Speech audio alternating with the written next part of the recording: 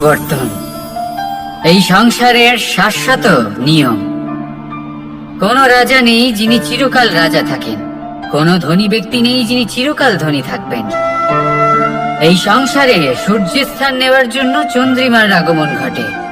কোন স্থান যাকে পতিত বলা হয়েছিল সেখানে মহল তৈরি হয়েছে, কোন স্থান যাকে আজ মলিন বলা হয়েছে কাল সেখানে মন্দির স্থাপন হতে পারে। কোন ঋতু চিরকালের জন্য থাকে না, কখনো সময় চিরকাল একরকম থাকে না। আজ যে আপনার কাছে রয়েছে কাল অন্য কারোর ছিল, আজ যে আপনার কাছে রয়েছে কাল তা অন্য কারোর কাছে চলে যাবে। আপনার সাথে কিছু থাকলে তা হলো আপনার কর্ম, কিন্তু সেই কর্মের পরিণামও আপনার নয়। আপনি শুধু কর্ম করুন, বাকি সবকিছুই পরিবর্তনশীল। কিন্তু সেই পরিবর্তনকে দেখে ভয় পাওয়ার প্রয়োজন নেই, তাকে স্বাগত জানান। যদি আপনি হাসি মুখে সেই পরিবর্তনকে স্বাগত জানান, তাহলে এই পরিবর্তনও হাসি মুখে আপনার সাথে থাকবে। আসুন আমার সাথে ভালোবেসে বলুন, রাধা রাধা।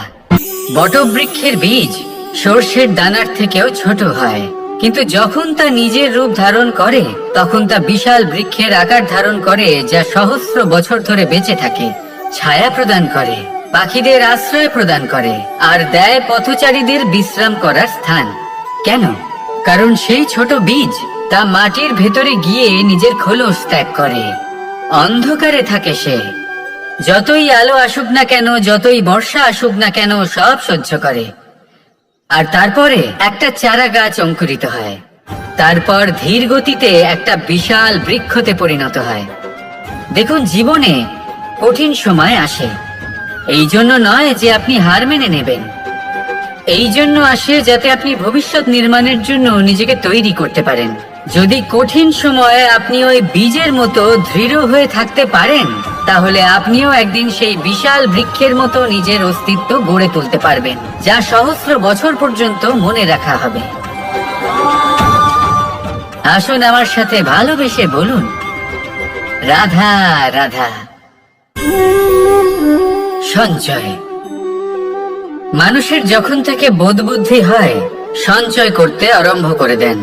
সঞ্চয় করতে থাকেন ভোজনের, সঞ্চয় অর্থের, সঞ্চয় শক্তির। নিজের জন্য করেন, নিজের পরিবারের জন্য করেন, নিজের স্ত্রীর জন্য করেন, সন্তানের জন্য করেন, সন্তানের সন্তানের জন্য সঞ্চয় করেন। সঞ্চয় করার জন্য ওনার কাছে অনেক কারণ রয়েছে, কারণ উনি এটা ভাবেন যে এই সঞ্চিত শক্তির জন্য কেউ ওনার কোনো ক্ষতি করতে পারবে না।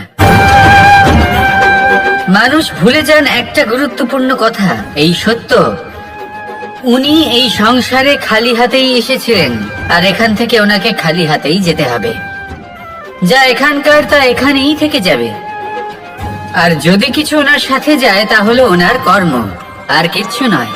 তাই যদি কিছু অর্জন করতে চান তাহলে শুভ কর্ম অর্জন করুন, আত্মশক্তি অর্জন করুন, কারণ পরলোকে এটাই হবে আপনার সম্পত্তি। তাহলে কি এটা আপনি অর্জন করতে চান না? আসুন আর আমার সাথে ভালোবেসে বলুন, রাধা রাধা। সদিচ্ছা। দেখতে গেলে 3 অক্ষরে তৈরি এই শব্দ, কিন্তু সমস্ত ত্রিলোক তার উপরেই আধারিত। আপনি এই সংসারে এসেছেন, তখন অবশ্যই শ্বাস নেবেন, কিন্তু তার বদলে আপনাকে কিছু তো দিতেই হবে। আপনার উপর নির্ভর করছে আপনি কি দেবেন। কি দেবেন এই সংসারকে, এই সমাজকে, নিজের পরিবারকে, আর তার বদলে কি নেবেন? যশ নাকি অপযশ?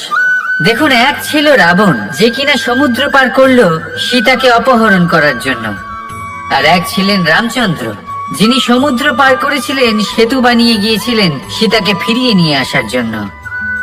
দুজনেই সমুদ্র পার করেছিলেন, শুধু পার্থক্য ছিল সদিচ্ছাকে বোঝার, লক্ষ্যের। অনেক মানুষের যাত্রা একরকম হতেই পারে, কিন্তু আনন্দ তখনই লাভ করবেন যখন লক্ষ্য শুভ হবে, মহান হবে। এই লক্ষ্য দিয়ে এই সংসারের কল্যাণ হবে এবং মানুষের সম্মান হবে। যদি আপনার সংকল্প উচিত হয় তাহলে আপনার লক্ষ্য উচিতই হবে, নয়তো শুধুমাত্র বিনাশ হবে।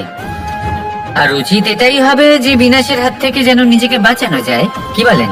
তাই জীবনে যে লক্ষ্য স্থির করছেন, মনে রাখবেন তা যেন শুভ লক্ষ্য হয়। যদি এরকম হয় তাহলে আপনার যাত্রা, আপনার জীবন দুটোই শুভময় হবে। আসুন আর আমার সাথে ভালোবেসে বলুন, রাধা রাধা। সুরক্ষা। এই সুরক্ষা আসলে কি? এটা কি কোনো কবচ, নাকি কোনো সীমা? এই সুরক্ষা আসলে অন্য কিছু। আমাদের মাতা পিতা, আমাদের প্রিয়জন, আমাদের বন্ধু, এই সমাজ, আমাদের শুভাকাঙ্ক্ষী, আমাদের আত্মীয়, এনারা সবাই আমাদের জীবনে কোনো না কোনো ভাবে সুরক্ষা দিয়ে থাকেন, একটা কবচ দিয়ে থাকেন কোনো না কোনো রূপে। কিন্তু দেখতে গেলে আমাদের পরাক্রমের পথে, আমাদের বীরত্বের পথে, আমাদের সাহসের পথে এই সুরক্ষাই সব থেকে বড় বাধা হয়ে দাঁড়ায়। একবার ভেবে দেখুন, যদি আপনি কোনো সুরক্ষাই না পান, বা যদি আপনি এই সুরক্ষা ভেঙে বাইরে আসতে পারেন, তাহলে আপনার বীরত্ব চরম সীমায় পৌঁছে যায়। কেন? কারণ তখন আপনি জানেন যে এই সংসারের সম্মুখীন আমাদের নিজেদেরই হতে হবে। আপনি বুঝে যান যে শত্রুর সম্মুখীন এবার নিজের বলের দ্বারা, নিজের পরাক্রমের দ্বারা, নিজের সাহসের দ্বারা করতে হবে। আর তখন আমাদের মনের মধ্যে এই শক্তি জাগ্রত হয়। এই শক্তি অন্তরেই বসবাস করে। শুধু এটা চিনে নিতে হবে, একে জাগ্রত করতে হবে। আর এটা সুরক্ষা ভেঙে যাওয়ার পরেই সম্ভব হয়। আর যারা নিজের শক্তি সম্পর্কে জানেন, যিনি নিজেই জানেন তিনি কতটা শক্তিশালী, তিনি নিজেই নিজের সুরক্ষা কবচ চিরকালের মতো ভেঙে ফেলে দেন, ঠিক কর্ণের মতো। আর তারপরে দেখুন, আপনার পরাজয় হোক বা বিজয়ী হোক না কেন, সেটাই অনেক বড় হয়, সেটাই প্রশস্ত হয়ে থাকে। সেই জন্য ত্যাগ করুন নিজের ভয়কে, নিজের আশেপাশের এই সুরক্ষা চক্রকে ভেঙে ফেলুন, আর সম্মুখীন হন এই সংসারে, নিজের শত্রুর সম্মুখীন হন। পরাক্রমের এই অঙ্কুর, তা অঙ্কুরিত হওয়ার জন্য বীজের উপরের এই কবচ, এটা ভেঙে যাওয়া অতি আবশ্যক। আসুন আমার সাথে ভালোবেসে বলুন, রাধা রাধা।